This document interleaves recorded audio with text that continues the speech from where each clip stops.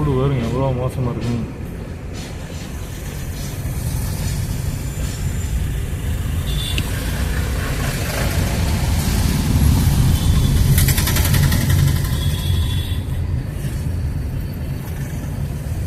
பார்த்தீங்கன்னா தெரியுங்க, இந்த எர்த் மூவரோட டயரே வந்து பார்த்தீங்கன்னா அப்படியே ஸ்லோவாக இறங்கி ஏறிச்சுங்க. ஒரு எர்த் மூவருக்கே அந்த கதினாங்க. வருங்க இது வந்து எங்கே ஓடுறதுங்க இல்லைங்களா?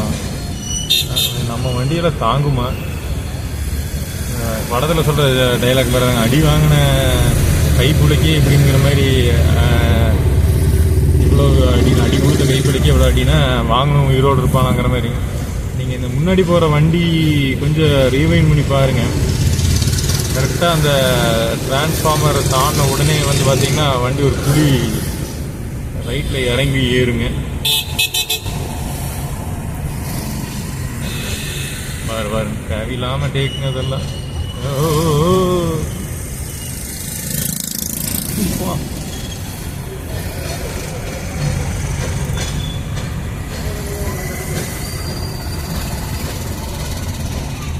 அவங்களே விடாதீங்க. கோயம்புத்தூர் பிள்ளைங்க இந்த மாதிரி ஒரு ஸ்லோ வெஹிக்கிளுக்கு பின்னாடி போகிறது ஒன்று தான், ஓவர்டேக் எடுத்து போய் ஒரு இடத்துல நிற்கிறது ஒன்று தாங்க. அந்த வெள்ளை வண்டி எங்கேயும் போகாதுங்க, பிடிச்சிடலாங்க.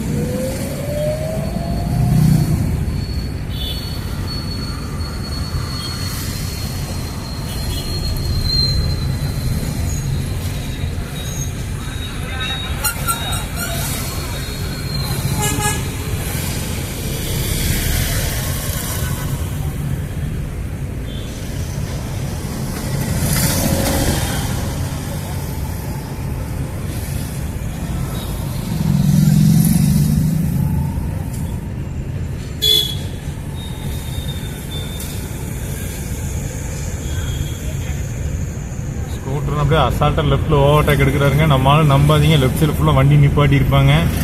நல்ல ஸ்பீட் எடுத்து லெஃப்ட் வண்டி ஓவர்டேக் எடுக்கல, ஏதோ ஒரு வண்டி அப்சக்கல் வருங்க.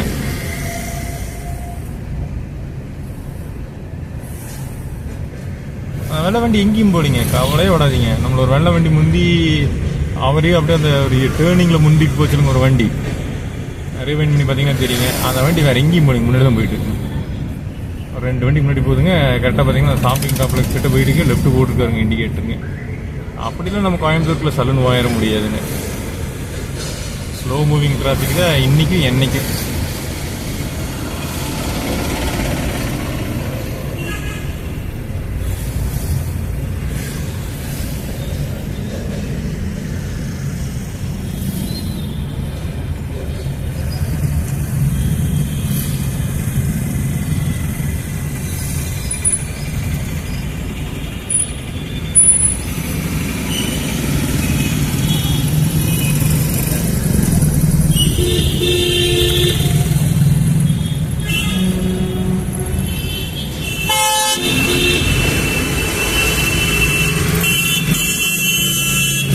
பாருங்க, ஒரு இடியட் ஒருத்தர் வந்து இந்த லெஃப்ட்ல நிறுத்தினால இப்போ யாருமே போக முடியாத ஒரு சூழ்நிலைங்க. அவரும் பாவா ரைட் ஏற வேண்டிய ஒரு சூழ்நிலைங்க.